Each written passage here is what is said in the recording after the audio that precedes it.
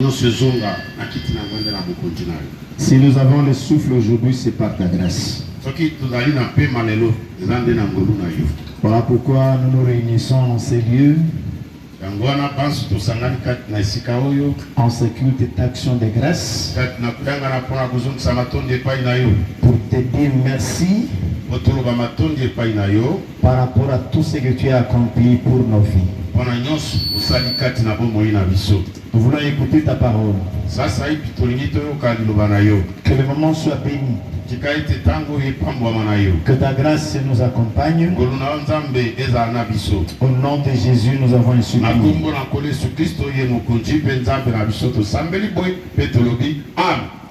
Amen. Que Dieu bénisse tous au nom de Jésus. C'est pour moi une occasion de vous souhaiter le meilleur vœu pour l'année qui va s'ouvrir à peine.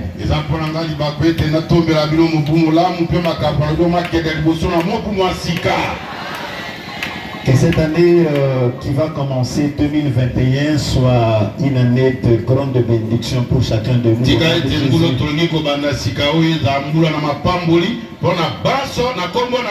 Amen. Je veux que vous alliez de l'avant. Je veux que vous puissiez prospérer à tous égards. Au nom de Jésus de Nazareth. Amen. Amen. Je rends grâce à mon Dieu. Nous sommes dans les années 80. Lorsque nous avions eu le moment de premier commencement, quand nous avions commencé, je vais dire cette aventure, sans savoir qu'aujourd'hui on pouvait réunir un monde si nombreux comme ça. Dans nous étions une communauté que tout le monde pouvait négliger. C'était une petite portion. Nous étions à l'époque trop jeunes. Mais nous avions seulement la foi en Jésus. Dans le Seigneur Jésus qui nous a été prêché, nous avons compris que c'est lui le véritable chemin. Et sans savoir que nos vies seront bâties à travers cette œuvre, aujourd'hui l'œuvre est ce qu'elle est aujourd'hui. Je vous prie de glorifier, d'acclamer fort pour la gloire de ce Dieu-là.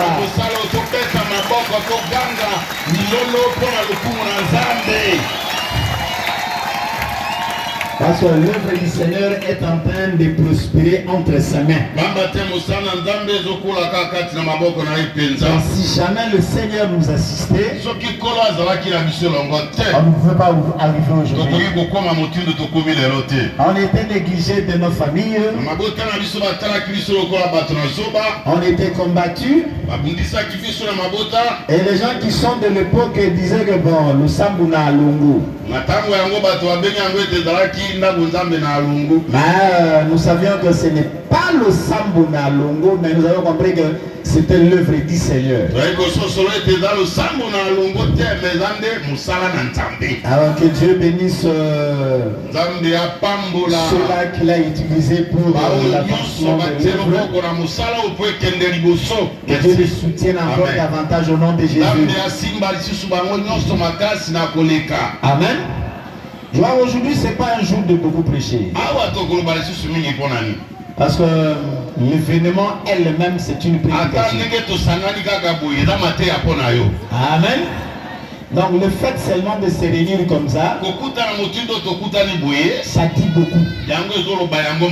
Donc si on pouvait seulement disposer le temps de chanter beaucoup, adorer le Seigneur, lui rendre l'exaltation des grâces, ça pouvait être autant. Mais même c'est dans nos coutumes,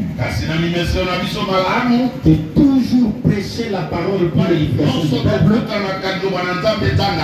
Je vais parler un peu par la grâce de Dieu. Je prends quelques références dans la Bible. Je suis d'abord dans Genèse au chapitre 1er. Je lis le verset 14. Dieu dit qu'il y ait des luminaires dans l'étendue du ciel. Avant, c'est une habitude. Oui. Mais c'est déjà passé, vous êtes debout. Alors je reprends, j'ai dit au nom de Jésus.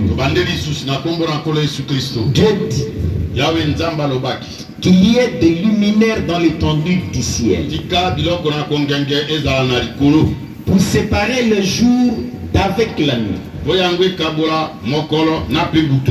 Que ce soit des signes pour marquer les époques, le jour et les années.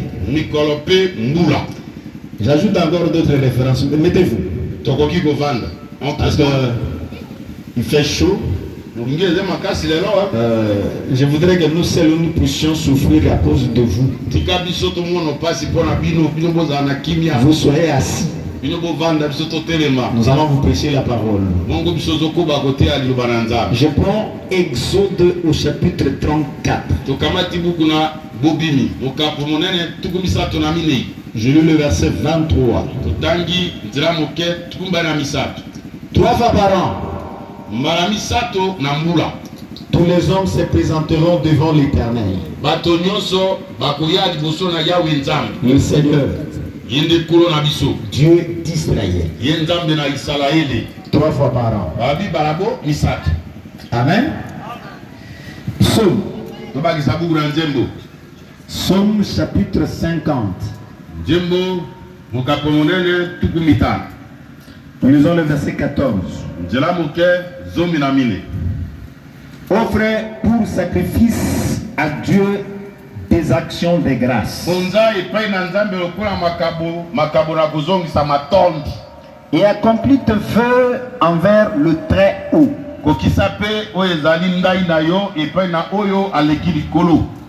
Luc 17. Je vais lire beaucoup, mais je vais prêcher peu.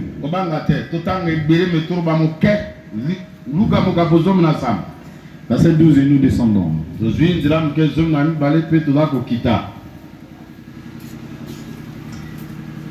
Jésus se rendit à Jérusalem, passant entre la Samarie et la Galilée.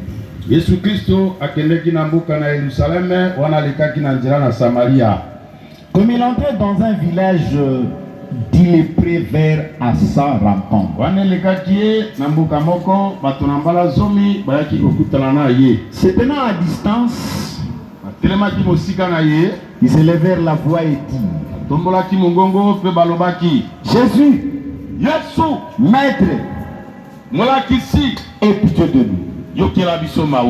Dès qu'il les eut vus, il leur dit: allez vous montrer au sacrificateur.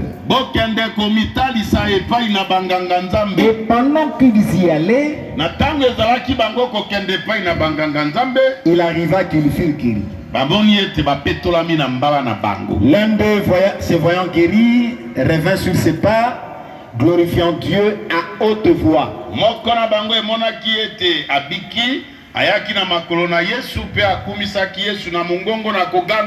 Il tomba sur sa face aux pieds de Jésus et lui rendit grâce. C'était un Samaritain. Jésus prenant la parole dit: les 10 n'ont-ils pas été guéris? Et 9 autres, où sont-ils? Ne s'est-il trouvé que cet étranger pour revenir et donner gloire à Dieu?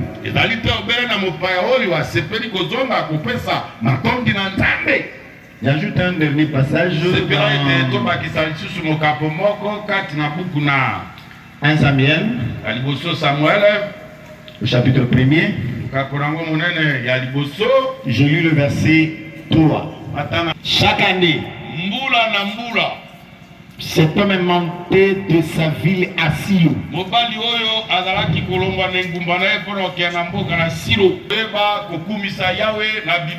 pour lui offrir des sacrifices. Amen. Il est venu, c'est tout son nom de Jésus. Regarde ton frère. Regarde ta soeur. Dis-lui un mot de bénédiction. Un souhait. C'est un jour d'amour, non? Vous pouvez s'animer votre oreille à la communauté, hein?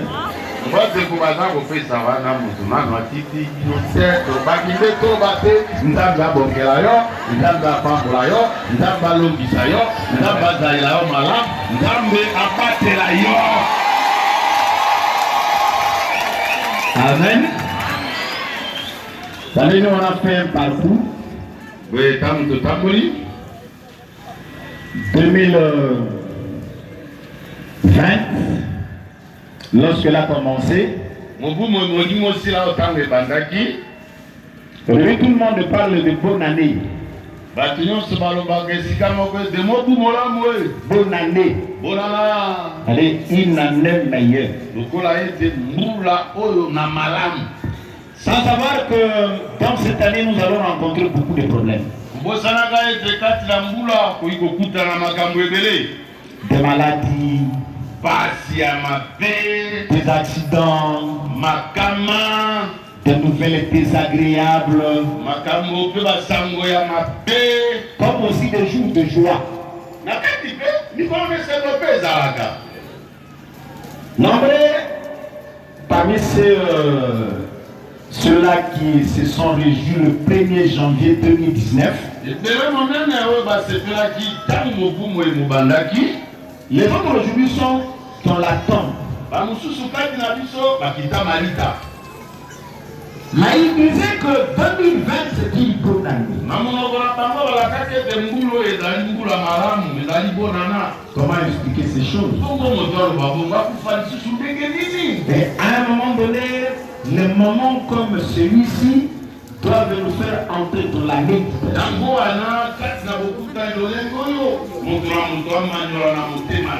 Je finis 2019, je commence 2021.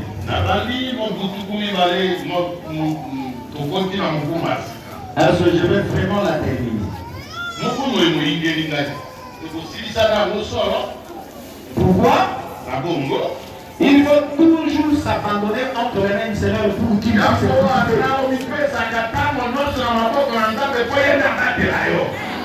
Amen. Notre futur appartient à l'Éternel. Et moi, j'ai commencé ici dans le livre de Genèse. Dieu est dans la création. Il est au 4e jour.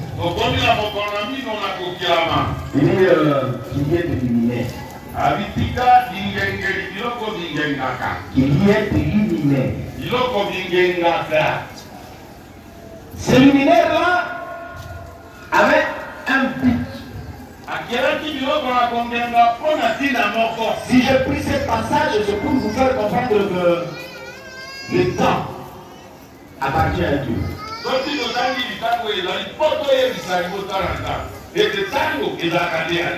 Amen. La division des temps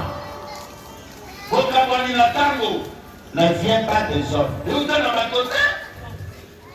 Si on peut parler du jour, c'est Dieu.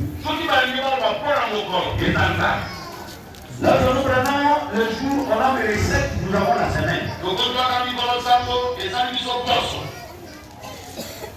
Quand ces jours-là sont multipliés par 30, nous avons le mois. Vous suivez très bien? Quand vous prenez 12 mois, nous avons une année. C'est pourquoi la Bible dit ici, pour arrêter les épreuves. Amen. Pour marquer le jour. Pour marquer le temps. Donc un homme de Dieu avait dit, Seigneur, apprends-moi à compter le jour.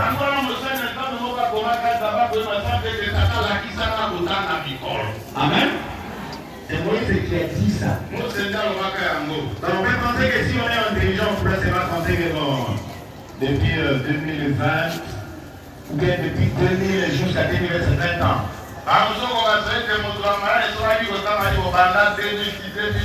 Et ça, mais Dieu, ce n'est pas comme ça. Et Dieu bénisse tout son nom. Et Dieu bénisse tout son nom. Il faut savoir compter par ça, mon ami, le compte à l'église.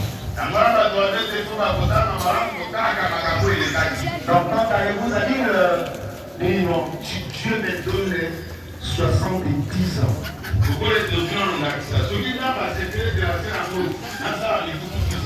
C'est déjà mis 50 ans.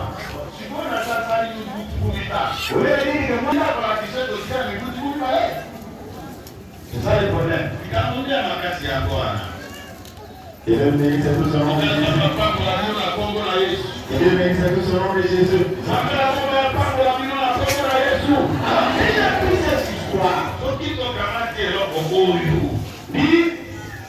Les luminaires sont là pour marquer les époques, les années. On se présentera 3 fois devant l'Éternel. C'est important.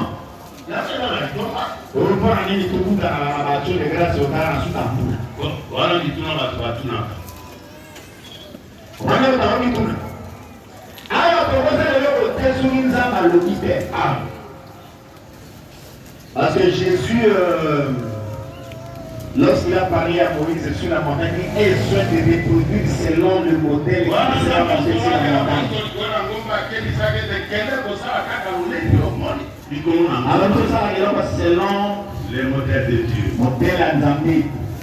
Alors dis-moi, Israël, comment on n'avait pas Nzambi, Malami Sato Namou la mort. 3 fois par an. Dis-moi la bonne ici, 3 fois. Vous avez dit que le fait là 3 fois, il va nous soutenir dans la communauté. Chaque sabbat, Israël a mis dans la sabbat pour la ça, la tombe de pendant un peu de temps. Amen. Donc, il y a une rencontre qu'on appelle ça des rencontres solennelles. Et quand ces rencontres étaient là, c'était des fêtes de l'Éternel.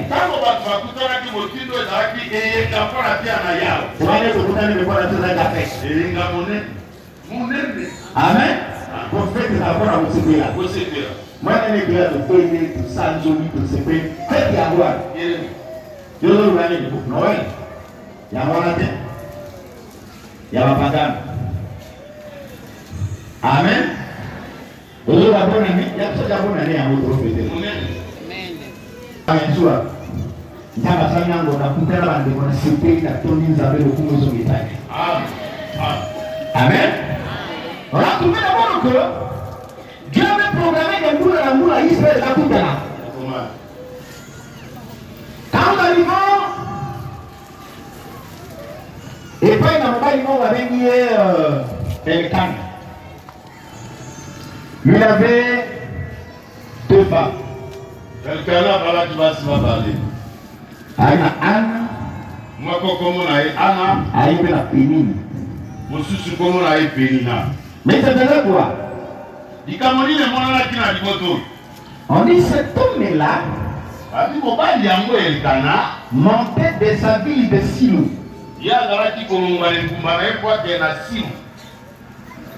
Pour adorer l'Éternel des armées. Et pour lui offrir un sacrifice. Donc on voit que Israël va combattre. Israël est le pays. Ah, le Congo. Le nom de Dieu réside à Jérusalem. Le nom de Dieu réside à Jérusalem. Maintenant, une fois, il faut ça la mobembo qui est à Jérusalem. À supposer que Kinshasa c'est la capitale de RDC. Voilà. Mais chaque année il faut que Negata Kinshasa malamoko ezika Kongo na Nzambe ezali pona kokende kotombo yeka pe kopesa mbeka. Amen. Je pense que vous nous suivez très bien. Il faut tabozo na biso malam. Parce que ça na yelo ko libanda mokana Nzambe te. Donc mula na mula. Ali zo fana na basoko. Le roi Congo na Nzambe za na Kinshasa il faut koma Kinshasa kende ko adorer Nzambe. Tekuna. C'était cette habitude. Ce n'est pas n'importe quel jour.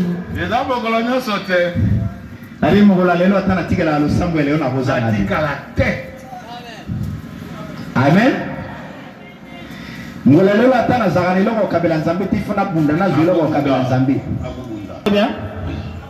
Chaque année, il y a des actions, des grâces qui revenaient comme ça.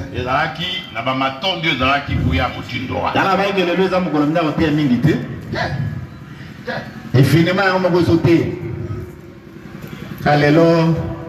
Nathalie, Nasali Mubembo Zamba Batelina. Amen. Nalayi Mbula Mubimba Zamba Batelina. On a pémeli à Mbula Mubimba. Amen. Malgré la témoignage, papa Moro Baeli avec un problème de respiration. Alors papa avec la mission. Mais pema ils ont cocaté, ils ont compté dans d'autres il faut apparaître sur le côté pema. Dans le Syrie, il y a facture. Dans la facture il y a appareil on va dire. Dans la facture mon nom. Quand il est dans mon abufuta.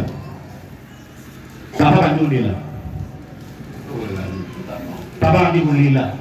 Mandikulela. Mais ça quand tu vois ça dans mon abufuta. Ami papa zole la ni ngoma futa d'habiter. Mbongo ezali.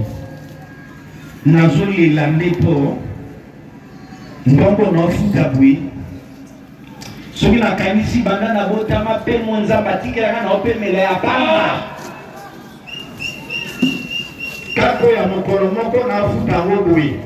Bongo soki nza basale linga kalkili ya bapemo na pembela banda na botama na futa pe bien. Hallelujah. Obitina le papa. Quand tu es en bonne santé, et ça y est. Quand tu es tellement autour de la dame, je suis pas à côté de moi. On doit habiter, on s'y paye, on doit vous on s'y paye, on doit bina bina. Mais on doit aller là-bas, on doit pas parler. Ah bon? Dame.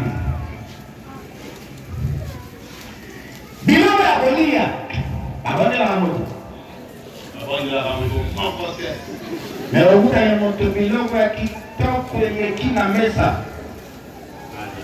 Papa. Ni atama mokete. Ezo kokate. Voilà très bien. Ezo kokate. Vous forcez placer à mon enfant. Akandi kutafuna ani atawe kata na mbanga ngambo zule kate ngambo zule ote na hapo kate mais kama pesa ngolu wale na peti ndio kumsa tabe sio zaba na pesa yeye vous comprenez très bien. Jésus alors qu'il a Jérusalem. Parce que Jérusalem, c'est la ville du roi. Il devait passer par la Galilée. Galilée. Il devait passer par la Galilée.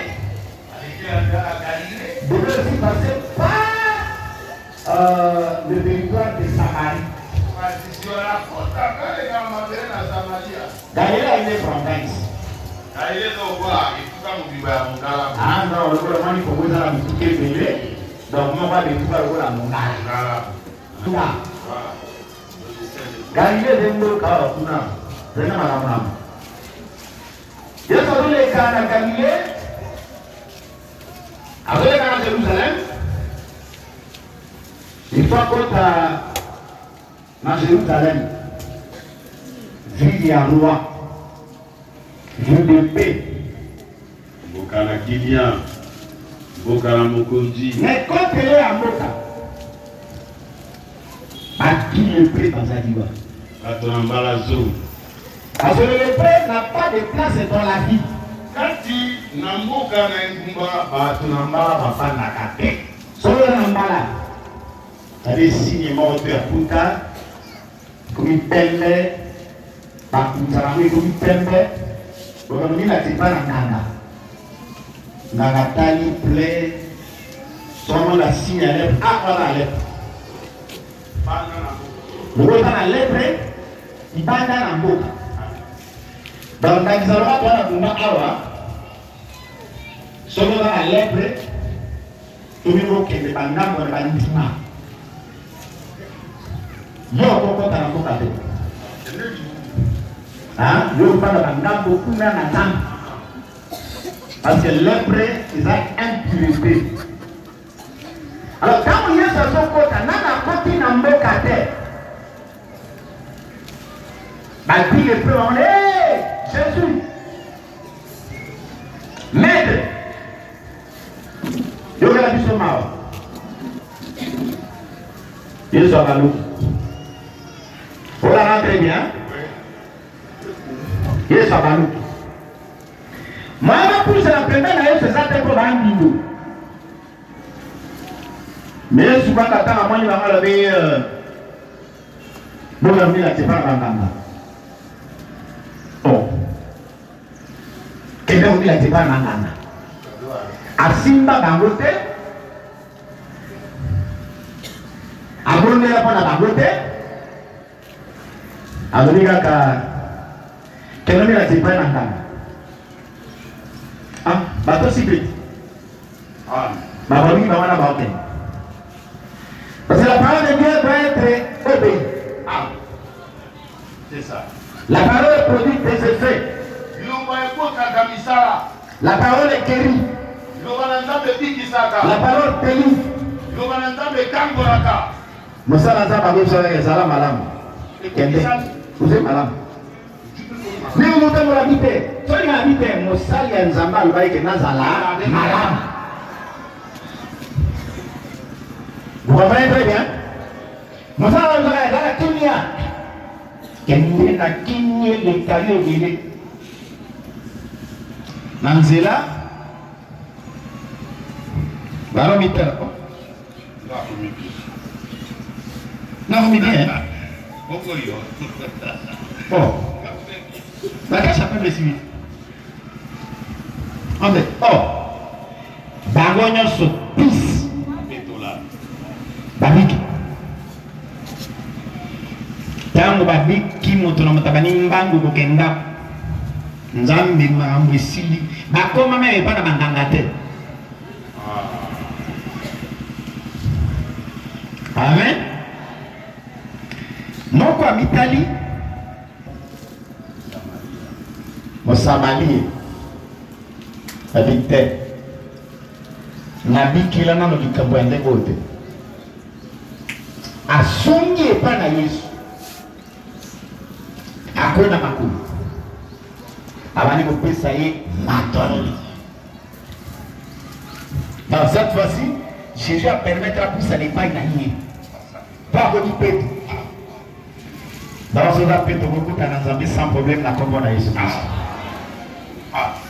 Amen. Jésus est vraiment le dire. Balimo d'Angoua. Où sont les 9 autres? Ma vie dit, mais comme vous écoutez, mon coin étranger. Et Zamba la plaisir ma tombe de Painayo. Alléluia. Amen. soki kula osalelo bolamu zongisa matondo epai na ye. ebapesaka matondo par rapport na bozwi. Proverbe ayebisi biso alobi honore l'éternel avec tes biens. Parce qu'action de grâce nazosuka, action de grâce nakosala yango ya mono, nalalaki nalamuki ntongo angi bien. Nzambe merci pour otiyelinga mpe nabomole na monoko wana kaka nalobi c'est une action de grâce. Amen. Moto ebaluki nabima angi bien nakokani te nkolo merci. C'est une action de grâce. Amen. Tolongoli a répété matondo. Maintenant, la grâce, mon chouchou, mais honore l'éternel avec des biens. Nasali musala, Nzamba Suminga, ataki na okinanda kwa Nzambe maboko kama te, par rapport à l'autre monnaie, nous avons Seigneur, qu'on a cadé au cou. Dans la vie qui a mou, maton. Oui, comment on a dit quoi ça là? Mbona mobingo na tambo. Qu'est-ce que je peux te dire? La bola mounia sont dans la salle. Qu'on a pour la pression qui a. Voilà, on va y poser la paix. Et venez à jouer à action de grâce. Yamo yi pesa hukumu kati na yango. Kula papa na bisho nyoso na kombo na Yesu Kristo. Amen. Leti maboko na kati kwa hukumu na mbaya.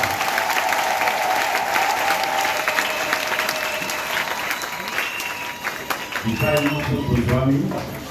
Tukana nao mposuko zongi samatondi na mbumba na mbegu na biso. Kwe kumami kati na mbungu na nzama.